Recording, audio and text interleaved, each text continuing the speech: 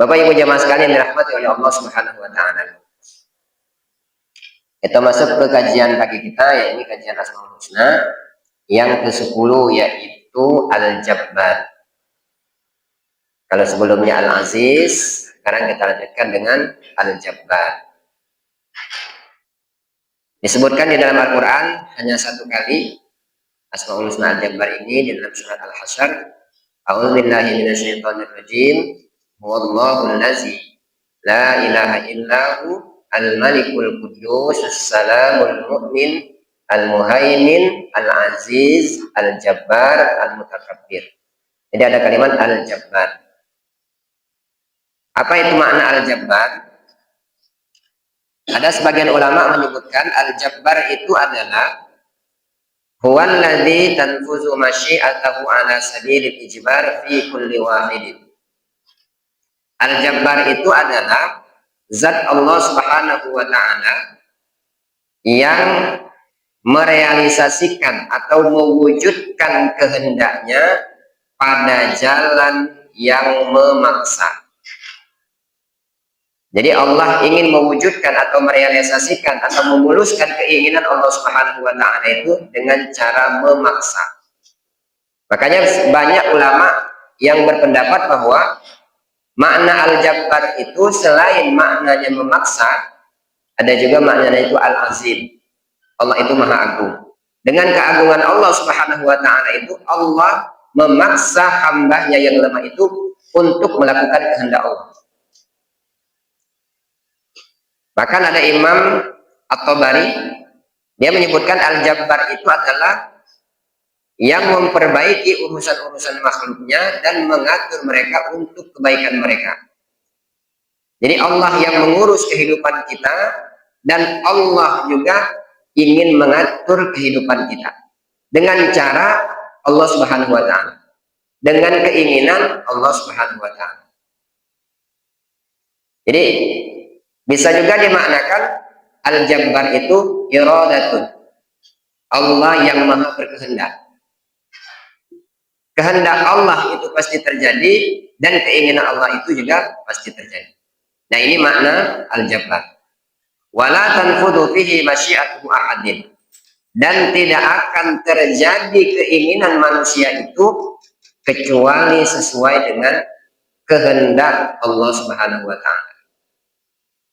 Jadi kalau misalkan kita lihat makna dari al-jabbar ini, berarti walaupun besar keinginan kita, walaupun tinggi keinginan kita, itu tidak akan bisa terwujud, tidak akan bisa terrealisasi jika tidak sama atau tidak sesuai dengan kehendak dari Allah Subhanahu wa taala. Makanya kalau misalkan kita kenal bahwa sifat Allah itu ada yang disebut dengan jamaliyah, ada yang disebut dengan jalaliyah. Jamal itu keindahan-keindahan yang Allah tampakkan. Kalau jalal itu keagungan Allah Subhanahu wa taala. Al-Jabbar ini digabungkan dua-duanya. Dari bentuk jalalnya Allah Subhanahu wa taala, Allah berkehendak dengan keinginannya. Sehingga timbul rasa khawatir di dalam diri kita, timbul rasa cemas di dalam diri kita jika kehendak Allah Subhanahu wa taala itu tidak sesuai dengan keinginan kita. Tapi timbul rasa senang di dalam diri kita jika Allah menampakkan jamaliyahnya, menampakkan sifat keindahannya, yakni Allah mengurus urusan kita sesuai dengan kebaikan yang akan Allah berikan kepada kita. Jadi dalam makna al-jabbar ini, dalam asma Allah al-jabbar ini tersimpan sifat jamalnya Allah Subhanahu wa taala, begitu juga tersimpan sifat jalalnya Allah Subhanahu wa taala. Bapak Ibu jemaah sekalian dirahmati Allah Subhanahu wa taala. Kemudian di dalam suatu riwayat, dalam hadis qudsi, Allah Subhanahu wa taala berfirman, "Anta turid wa ana urid wallahu yaf'alu ma yurid." Kata Allah Subhanahu wa taala, "Engkau wahai hamba-Ku berkehendak, punya keinginan, wa ana urid, sedangkan aku juga punya kehendak dan punya keinginan, tetapi wallahu yaf'alu ma yurid." Ketahuilah yang akan terwujud itu adalah keinginan dari Allah Subhanahu wa taala. Bisa kita lihat contoh-contoh baik itu di dalam Al-Quran maupun dalam banyak riwayat. Di antara begitu banyak contoh diriwayatkan di dalam Al-Quran itu atau dikisahkan di dalam Al-Quran itu, bagaimana Allah memaksa kehendak Allah Subhanahu wa Ta'ala itu terhadap hambanya.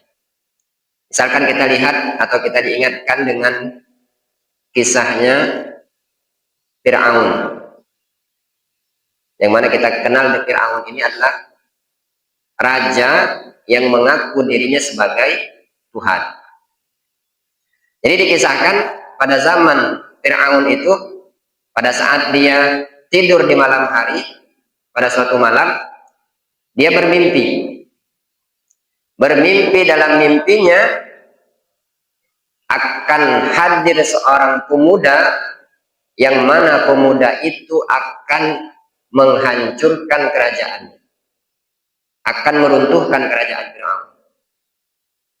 Karena Fir'aun merasa dirinya berkuasa, merasa dirinya mampu melakukan segala sesuatu, bahkan dia menganggap dirinya sebagai Tuhan, sehingga pada saat dia bangun dari tidur, dia kumpulkan seluruh para menteri, seluruh para aparat kerajaan. Maka dia beri pengumuman, wahai para menteriku, wahai para bawahanku, wahai para aparat, silakan patroli di seluruh negeri. Jika engkau menemukan ada seorang perempuan melahirkan bayi laki-laki, maka segera dibunuh. Kenapa? Karena dia takut apa yang dia mimpikan itu akan terwujud. Takut kaget datang seorang pemuda yang akan meruntuhkan kerajaan. Jadi sebelum datangnya pemuda yang akan menghancurkan kerajaannya, dia punya rencana deh, atau punya keinginan jangan sampai itu terwujud. Sehingga dikirimlah ke seluruh pelosok negeri, jika ada bayi yang lahir berjenis kelamin laki-laki, maka itu harus dibunuh. Tapi Allah menyebutkan wallahu yaf'alu ma yurid. Yang akan terjadi itu apa? Rencana atau kehendak dari Allah Subhanahu wa Ta'ala. Kalau bahasa Al-Quran dalam ayat yang lain apa? Wa iza arada syai'an ayyakula lahu kun fayakun. Jika Allah berkehendak mengatakan jadi, maka jadilah. Apa yang terjadi? Walaupun kekuasaan Fir'aun yang begitu hebat ingin melenyapkan atau membunuh semua bayi laki-laki, tapi Allah punya kehendak yang lain, Allah punya rencana yang lain. Nabi Musa dilahirkan pada zaman itu, dan Nabi Musa tinggal di dalam kerajaan Fir'aun. Fir'aun yang mendidiknya, Fir'aun yang mengasuhnya, Fir'aun yang memberi makannya, sehingga dia mencari ke seluruh pelosok negeri untuk mencari seorang bayi laki-laki itu. Ternyata bayi laki-laki itu ada di dalam istana. Nah, ini kehendak Allah Subhanahu wa Ta'ala. Jika Allah punya keinginan, tidak ada yang bisa menghalanginya. Itu salah satu cerita atau suatu kisah.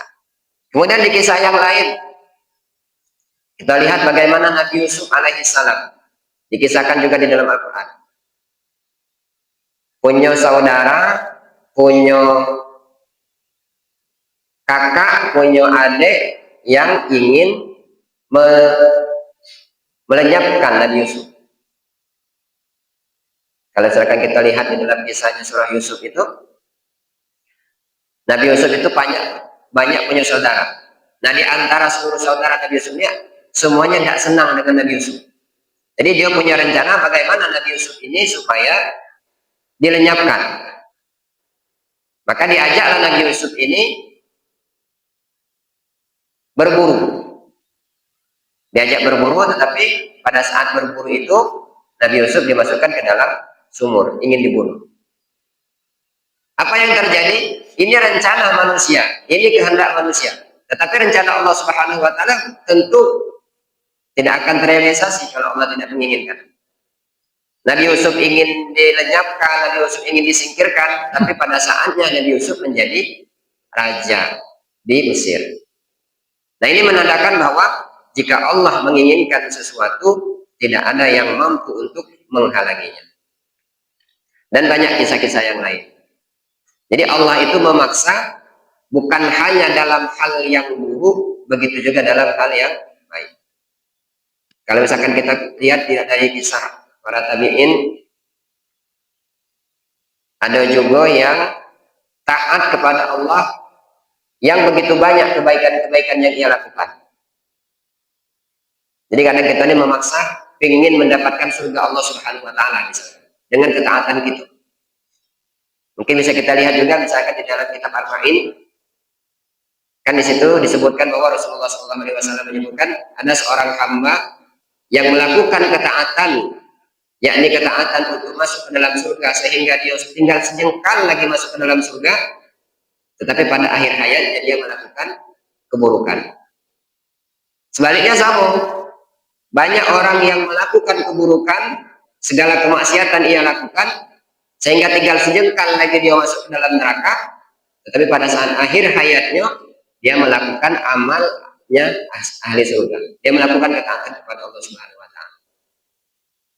Nah, dikisahkan ada seorang pemuda yang begitu taat kepada Allah Subhanahu wa taala. Tidak pernah melakukan kemaksiatan. Gawenya siang malam melakukan ibadah. Malam baca Quran, sholat malam, dan siangnya berpuasa.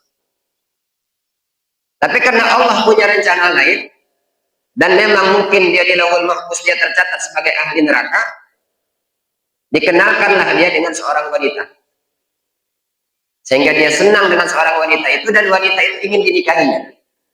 Tapi wanita itu bukan seorang muslim, dan dia mengatakan, jika engkau ingin menikahi aku, silakan pindah agama. Nah, pemuda ini karena sudah terlalu cinta kepada seorang perempuan ini tadi, sehingga dia pindah agama. Setelah pindah agama, menikah dengan seorang perempuan itu tadi, lalu ia meninggal. Nah, ini sesuai dengan hadis dari Rasulullah SAW itu tadi. Jadi kalau Allah berkehendak, apapun akan terjadi dan itu tidak akan masuk dalam logika manusia. Jadi kita kalau ingat dengan kisah-kisah semacam ini, timbul kekhawatiran dalam diri kita ini. Jadi kalaupun kita ingin melakukan sesuatu, berkehendak ingin mendapatkan sesuatu, jika tidak dalam ridho Allah Subhanahu wa taala, tidak sesuai dengan keinginan Allah Subhanahu wa taala, itu tidak akan terwujud.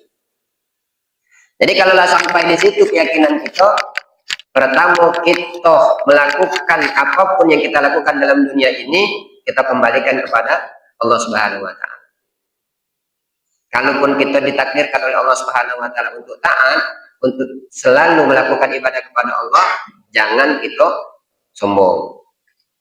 Jangan kita merasa kita hebat. Sebaliknya, pada saat kita melihat orang yang banyak melakukan kemaksiatan yang jauh dari Allah Subhanahu wa taala, jangan kita hina atau jangan kita rendahkan. Kenapa? Bisa jadi pada saat akhir hayatnya, jika Allah berkehendak, dia akan menjadi ahli surga. Bapak Ibu jemaah sekalian yang dirahmati oleh Allah Subhanahu wa taala. Kaifa anta'buda, kaifa anta'taqida bi asma'illahil jabbar. Setelah kita tahu tadi pengertian al-jabbar, bagaimana sikap kita seorang yang berkeyakinan bahwa Allah Subhanahu wa taala itu memiliki asma atau memiliki nama al-jabbar ini, yang sangat berkehendak dan sangat memaksa ini. Yang pertama, sikap kita sebagai seorang mukmin, ayyu'alliqa masyiatahu ila masyiatillahi ta'ala.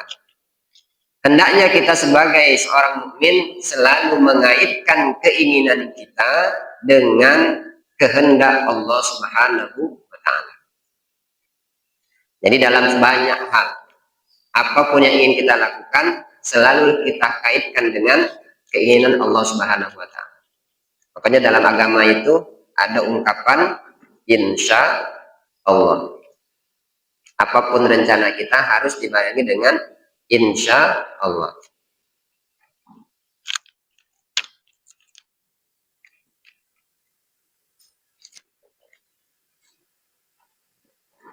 Disebutkan di dalam Al-Quran, wala taqulanna li syai'in inni fa'ilun dzalika ghadan illa ayyasha Allah.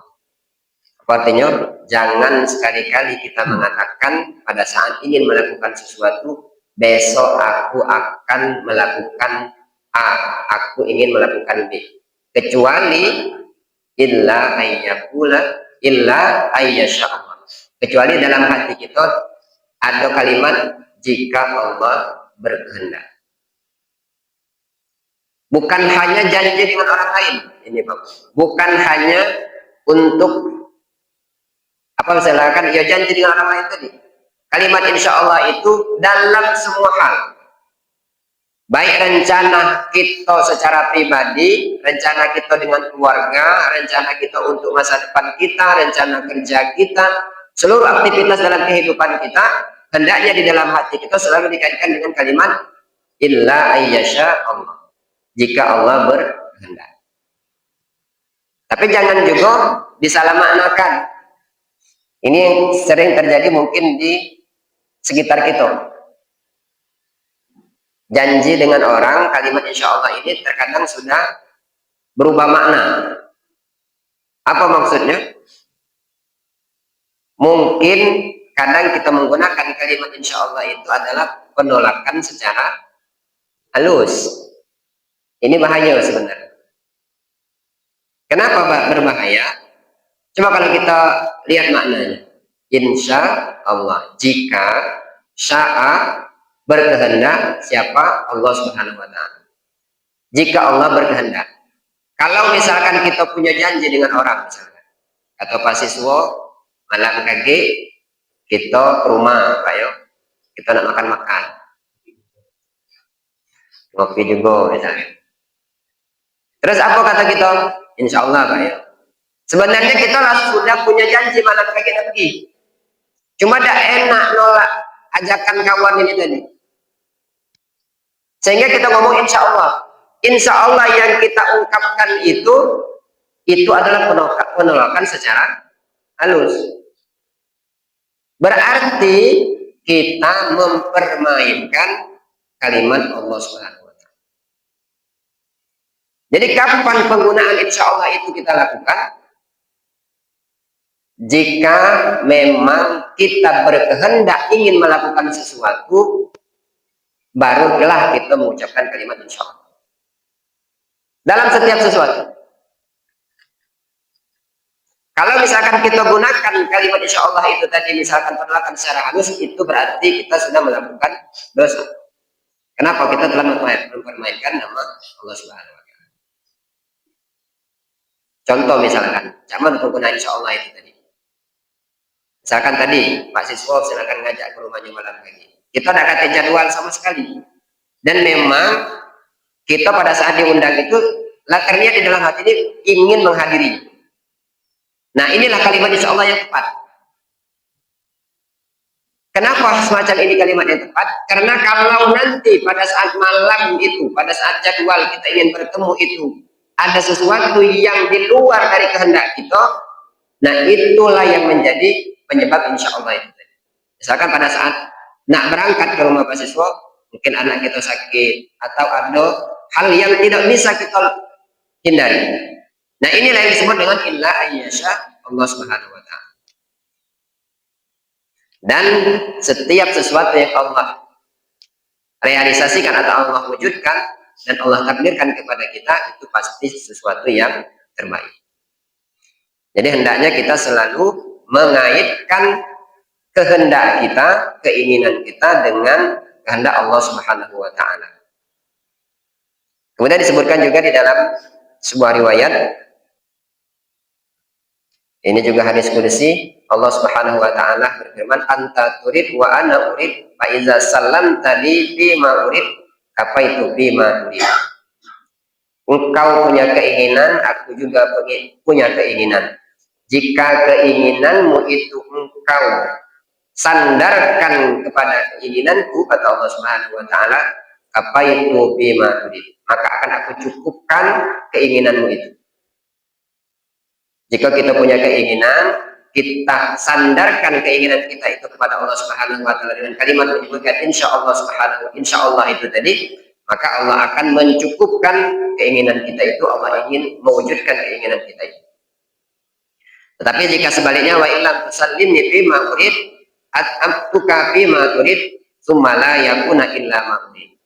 Sebaliknya kata Allah Subhanahu wa ta'ala, jika engkau tidak menyandarkan keinginanmu itu dengan keinginanku, nak sepayah apapun, nak sehebat apapun kehendakmu, itu tidak akan terjadi kecuali itu juga sesuai dengan keinginan.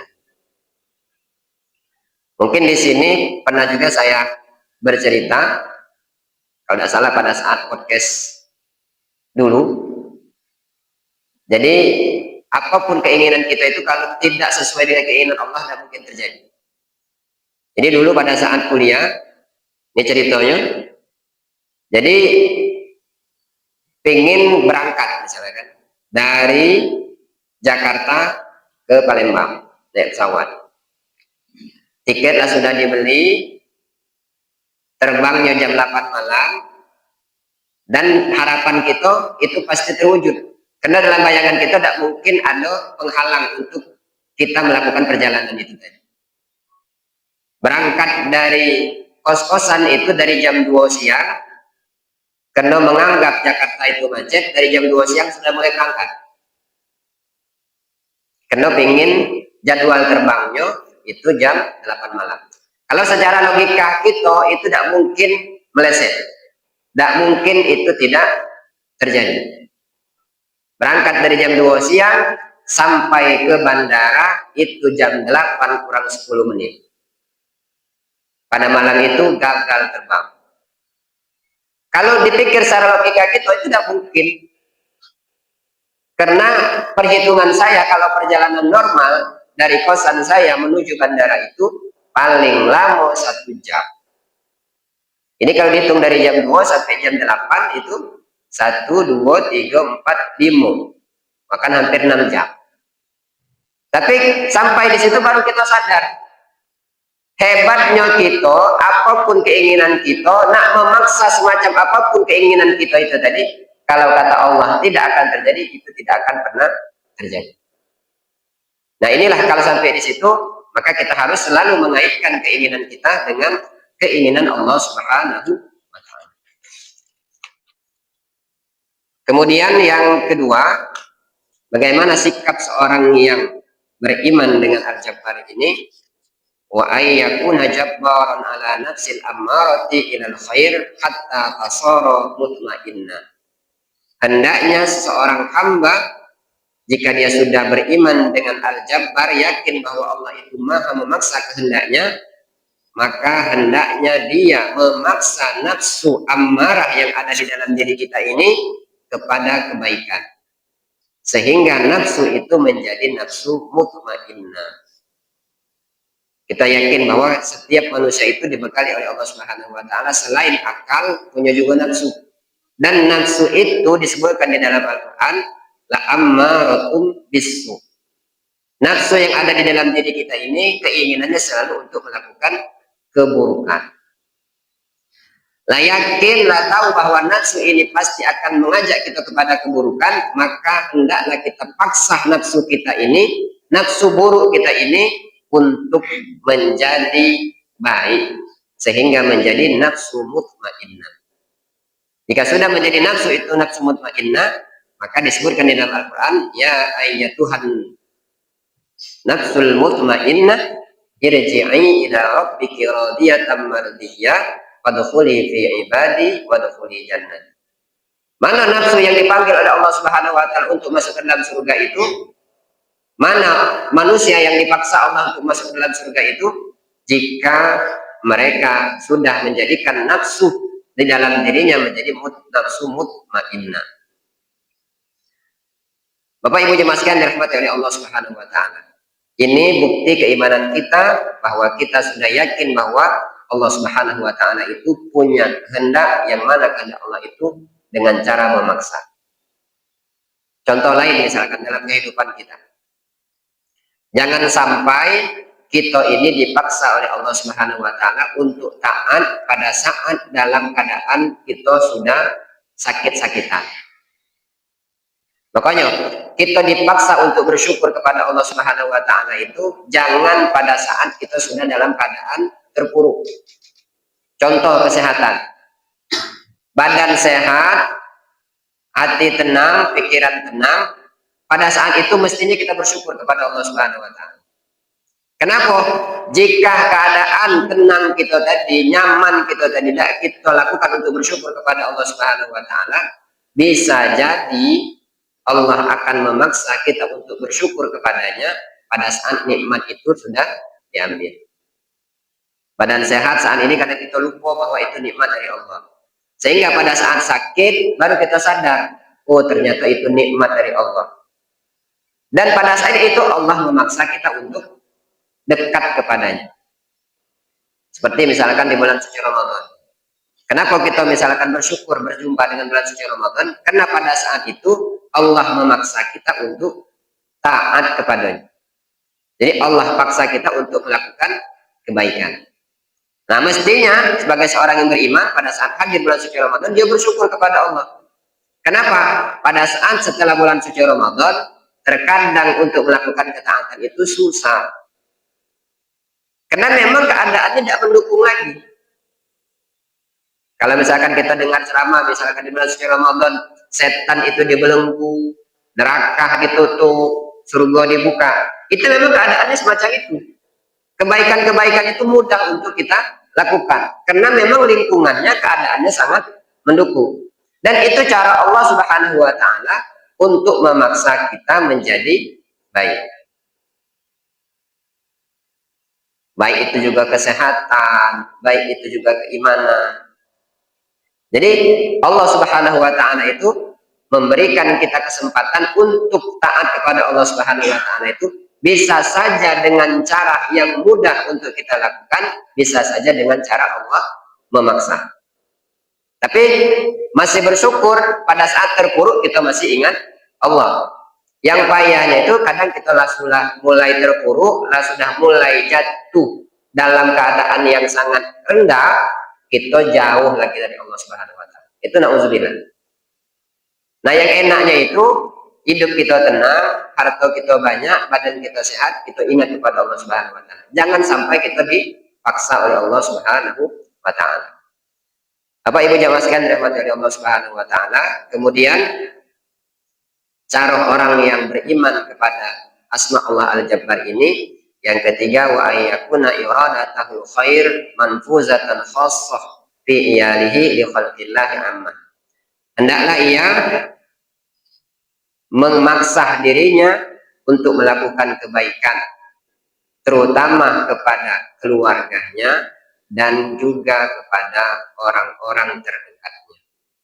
Jadi kalau kita tahu bahwa misalkan Allah memiliki sifat yang memaksa untuk melakukan kebaikan, kita sebagai orang yang punya tanggung jawab, baik itu di dalam keluarga kita maupun di dalam lingkungan kita, tetapi yang utama itu dalam keluarga kita, hendaknya kita memaksa keluarga-keluarga kita untuk melakukan kebaikan. Jadi kalau punya tanggungan di rumah, punya anak, punya istri, punya saudara, mari kita paksakan mereka untuk melakukan kebaikan. Kalau dengan lingkungan mungkin kita masih agak ragu-ragu misalkan. Karena terkadang melakukan kebaikan itu kalau dipaksa orang terkadang lari. Tetapi kalau dalam bentuk silakan tanggung jawab kita secara pribadi di dalam keluarga, mari kita paksakan mereka untuk taat kepada Allah Subhanahu wa Ta'ala. Terkadang hidup ini kalau tidak dipaksa tidak mungkin baik. Ketaatan itu kepada Allah Subhanahu wa Ta'ala itu kalau tidak dipaksa tidak mungkin ketemu. Kalaupun ada orang yang dulunya buruk kemudian menjadi baik, itu mungkin 100:1. Jangan kita berharap semacam itu. Kebanyakan orang menjadi baik itu karena tempaan keadaan. Samalah mungkin kita pada saat ini bisa duduk di majelis ilmu, bisa hadir di masjid, bisa melakukan sholat berjamaah. Bukan karena kita baik, bisa jadi kita memang kita selalu digiring dalam lingkungan-lingkungan yang baik. Bisa kita bayangkan misalkan, kalau misalkan kita lahir dari keluarga mafia misalkan, di lingkungan hidup, di lingkungan yang penuh dengan dosa, belum tentu besok kita hadir di sini. Nah, dengan keadaan semacam ini, mari kita syukuri, mari kita nikmati, dan harus kita niatkan untuk selalu istiqomah dalam melakukan. Karena jangan sampai pada saat kita sudah mulai terpuruk, seperti yang kita jelaskan di awal tadi, baru pada saat itu kita ingat kepada Allah Subhanahu wa Ta'ala.